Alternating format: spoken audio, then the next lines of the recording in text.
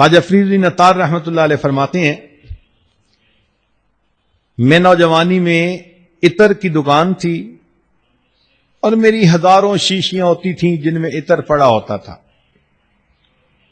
ایک دن بڑے میاں آئے اور آ کر میری ان شیشیوں کو بڑی حیرانی سے دیکھنے لگ گئے۔ میں نے کہا بڑے میاں کیا دیکھ رہے ہیں؟ وہ کہنے لگے یہ دیکھ رہا ہوں کہ تیری جان اتنی شیشیوں میں اٹکی ہوئی ہے، یہ کیسے نکلے گی؟ مجھے بڑا غصہ آیا۔ میں نے کہا کہ جیسے آپ کی نکلے گی ویسے میری نکلے گی۔ تو جب میں نے یہ الفاظ کہے تو وہ آگے سے کہنے لگے کہ اچھا بھائی میری تو ایسے نکلے گی۔ یہ کہہ کر میرے سامنے وہ زمین پر لیٹ گئے اور اوپر اپنے رومال ڈال دیا۔ میں سمجھا کہ شاید ویسے ہی مجھے کر کے دکھا رہے ہیں۔ جب قریب جا کے دیکھا تو ان کی موت آ چکی تھی۔ تو جنہوں نے محنت کی ہوتی ہے پھر ان کو آخری وقت میں یوں کلمے پہ موت آتی ہے۔ اذان کے بعد دعا پڑھنا،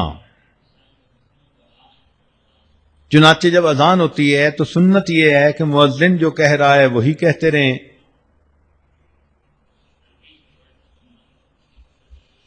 اور بعد میں پھر اذان کی دعا پڑھیں۔ بخاری شریف کی روایت ہے، نبی علیہ السلام نے فرمایا کہ جو اذان کے بعد یہ دعا پڑھے گا حلت لہو شفاعتی، قیامت کے دن اس بندے کو میری شفاعت نصیب ہوگی۔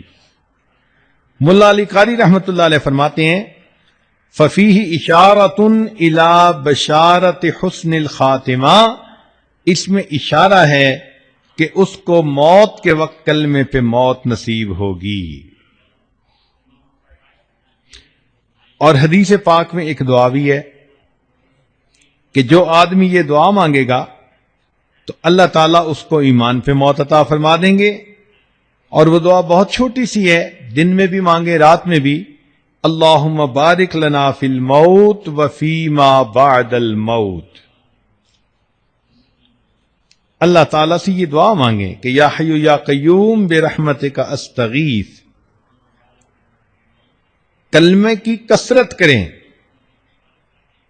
اس لیے کہ زندگی میں جو عورت کلمے کی کثرت کرے گی، ہر وقت اپنی زبان پہ لا الہ الا اللہ لا الہ الا اللہ لا الہ الا اللہ پڑھتی رہے گی، تو پھر آخری وقت میں اس کلمے کا پڑھنا اس کے لیے آسان ہوگا۔